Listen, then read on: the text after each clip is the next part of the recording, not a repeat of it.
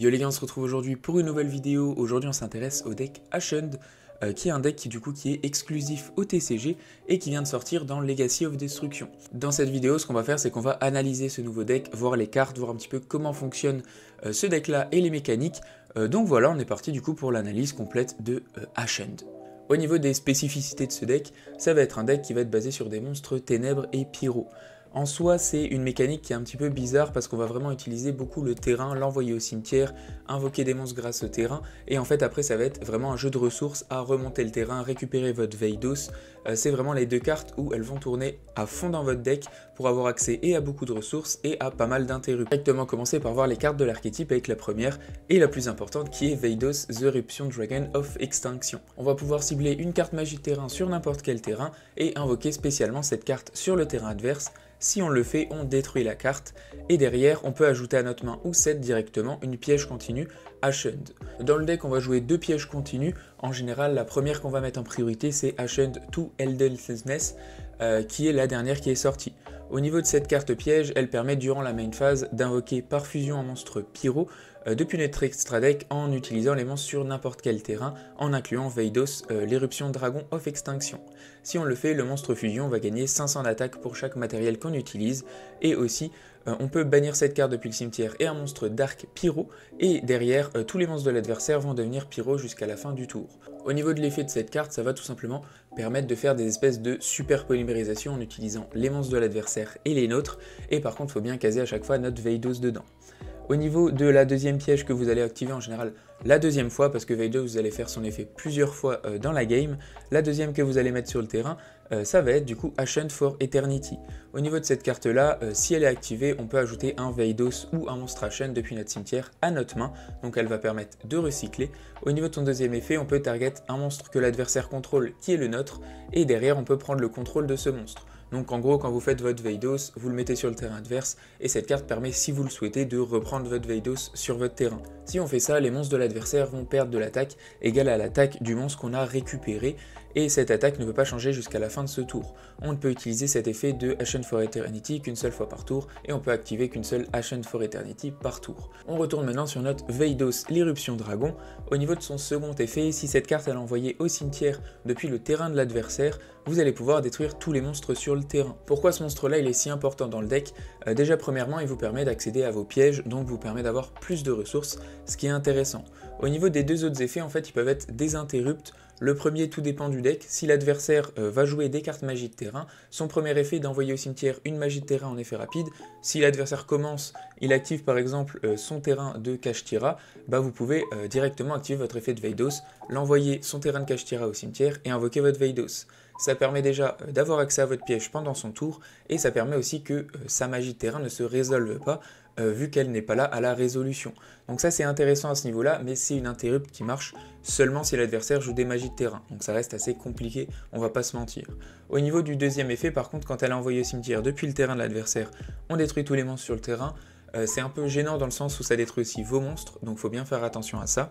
Mais c'est quelque chose qui va arriver et qui est une bonne interrupte, dans le sens où rien qu'avec votre piège pour faire une fusion, vous pouvez utiliser votre Veidos, et du coup Veidos part bien au cimetière, vous détruisez tout. Et vous verrez que la fusion qu'on fait, elle est non destructible par effet de carte, exprès pour ce genre de situation. La seconde carte la plus importante dans Ascend, c'est Obsidian the Ascend City, qui est la magie de terrain. Au niveau de son premier effet, les monstres invoqués spé sur le terrain de l'adversaire deviennent pyro pendant votre tour seulement. On va pouvoir utiliser chaque effet suivant une seule fois par tour. Durant la end phase, on peut target un terrain, du coup la même carte, dans notre cimetière, la remettre en dessous de notre deck et piocher une carte. Son dernier effet, si cette carte est envoyée depuis le terrain au cimetière ou banni, on va pouvoir invoquer spécialement un monstre Ascend depuis notre deck. Son dernier effet, qui est clairement le plus intéressant, si elle quitte la zone de terrain, on va pouvoir invoquer un monstre Ascend de l'archétype. Concrètement, rien que ces deux cartes dans le deck, ça permet avec Veidos, vous envoyez votre terrain au cimetière, votre Veidos se spé, vous avez accès à une piège, et en plus votre terrain vous donne accès à une spé. Donc derrière vous pouvez aller chercher des monstres Ascend, ce qui va continuer entre guillemets vos combos. Au niveau des monstres que vous allez invoquer avec cette magie de terrain quand elle est détruite, on va avoir deux choix. Le premier c'est votre King of Ascend City, mais qui va seulement être utile si Veidos est déjà sur le terrain adverse.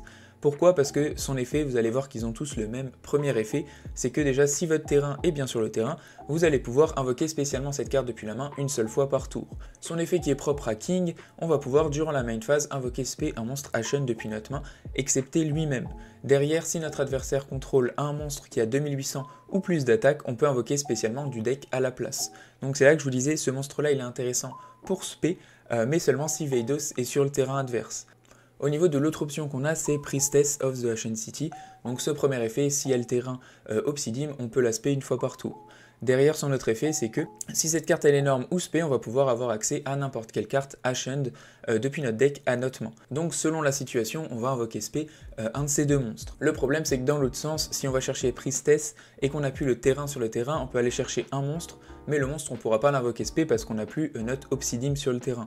Mais par contre avec Priestess on peut aller chercher les magies ou pièges, donc ça peut être aussi intéressant à ce niveau là. Tout va dépendre en vrai de la situation, de ce que vous avez en main, etc. Au niveau des deux autres monstres qu'on va jouer x1 dans le deck, il y a Spirit of the Ashen City. Au niveau de ce monstre là, pareil, il se spécial terrain. Si notre adversaire contrôle un monstre qui a 2800 ou plus d'attaque, on peut sacrifier cette carte et target une carte que l'adversaire contrôle, la retourner à la main. Donc on peut potentiellement retourner n'importe quoi. Au niveau de l'archétype, qu'est-ce que ça rajoute? Ça permet par exemple, si vous avez fait votre Veidos pendant le tour adverse, c'est votre tour. En fait, vous invoquez ce monstre là, vous renvoyez votre propre Veidos en main. Veidos, vous pouvez répéter par exemple sa magie de terrain, le réinvoquer, avoir accès à une deuxième piège. C'est surtout au niveau des ressources que c'est assez intéressant. Au niveau de la dernière carte monstre, ça va être le Shaman de Ashen City. Pareil, il se spé comme les autres et celui-ci c'est plus pour recycler. On peut target 3 de nos monstres pyro qui sont bannis ou dans notre cimetière, les renvoyer dans le deck, et derrière si on avait renvoyé un monstre Ashen, on peut ajouter un de nos terrains directement depuis notre deck à notre main. On arrive maintenant aux deux dernières cartes du main deck, qui est la première Awakening of Veidos qu'on joue clairement x3 et qui est une magie rapide. Pour moi c'est clairement la meilleure carte de l'archétype actuellement. Ce qu'elle fait cette carte là, c'est qu'elle place directement votre terrain depuis votre deck ou sur le terrain de l'adversaire ou sur votre terrain. Derrière, si l'adversaire contrôle un terrain, on peut ajouter un monstre level 5 ou plus Dark Pyro depuis notre deck à notre main. Concrètement, qu'est-ce qu'elle fait cette carte? Elle permet de placer le terrain sur la zone de terrain de votre adversaire. Derrière, bizarrement, il possède un terrain. Donc là, vous allez chercher votre Veidos. Veidos, vous pétez le terrain adverse. Derrière, le terrain active son effet, votre Veidos active son effet et ça lance vos combos de l'archétype. On arrive maintenant à la dernière magie de l'archétype. Donc juste à noter que Priestess, elle permet bien d'aller chercher des cartes Ashen. Donc elle permet pas d'aller chercher Awakening of Veidos malheureusement, mais elle permet d'aller chercher cette carte et en général c'est celle qu'on va chercher. Au niveau de son effet, on envoie un monstre Dark Pyro, donc un monstre de notre archétype, au cimetière, et derrière on ajoute un monstre level 5 ou plus Pyro depuis notre cimetière à notre main. Au niveau de cet effet, il est plus intéressant qu'un effet qui va permettre d'aller chercher un monstre Pyro du deck à la main, tout simplement parce que vous avez deux options. La première, c'est d'envoyer le monstre dont vous avez besoin, par exemple votre Veidos, vous l'envoyez au cimetière et vous le récupérez en main directement. Mais, et c'est là où c'est intéressant avec cette carte, si vous avez une carte au cimetière qui est niveau 8, que vous jouez par exemple que x1 ou quoi, donc c'est pour ça que les ratios sont assez bas au niveau de King et Hero, et bien vous pouvez envoyer n'importe quelle carte de l'archétype au cimetière et récupérer votre King en main. Donc ça c'est assez intéressant parce que on a l'aspect et de tuto et aussi de récupérer des ressources du cimetière. Donc ça je trouve ça vraiment très fort comme carte. Après qu'on ait résolu cet effet, on va plus pouvoir invoquer des monstres de l'extra deck, excepté des monstres pyro. Derrière, on peut bannir cette carte depuis le cimetière, invoquer par fusion un monstre pyro, en utilisant des monstres depuis notre main et notre terrain comme matériel.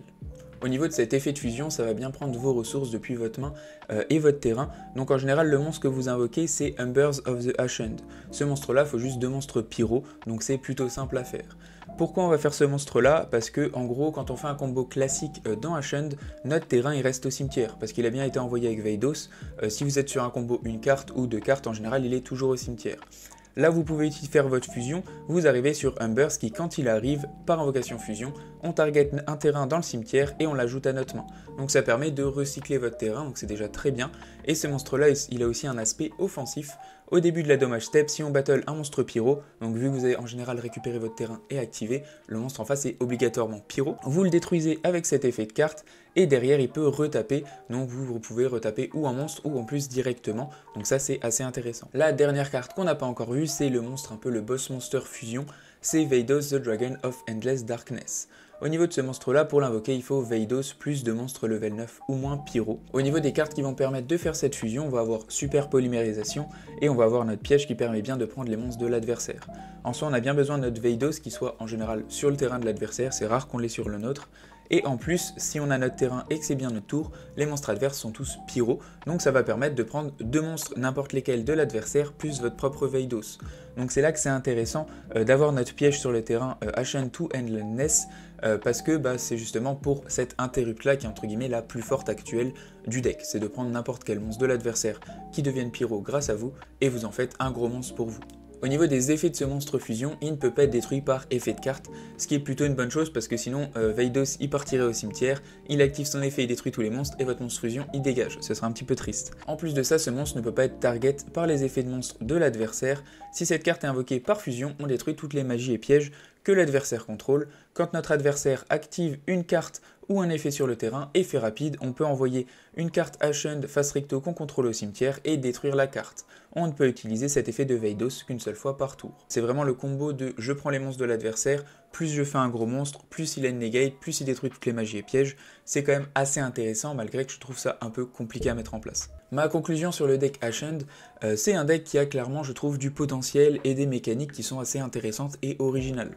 Le truc, c'est que je trouve c'est le genre de deck où vraiment, déjà ça reste assez bricky, il n'y a pas forcément tout qui vous permet de lancer vos combos, les cartes de votre archétype pas forcément non plus, donc ça je trouve ça assez bricky. En plus de ça, je trouve qu'on fait vraiment beaucoup de choses dans le deck pour arriver à des résultats qui sont pas forcément incroyables. En fait, un deck Yubel va faire la même mécanique d'utiliser les monstres de l'adversaire, mais il n'y a pas besoin de magie de terrain, c'est vraiment beaucoup plus simple.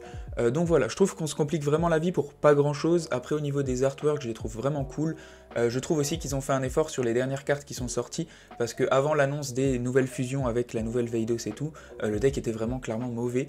Actuellement je le trouve jouable, mais je trouve qu'il a vraiment rien de méta pour le moment, donc à voir ce que ça donne. Ça reste une exclue TCG, donc pourquoi pas un petit peu plus de support pour que ce soit vraiment plus intéressant, mais pour le moment je trouve ça honnêtement moyen, malgré tout ce qu'il y a eu en plus dans le deck.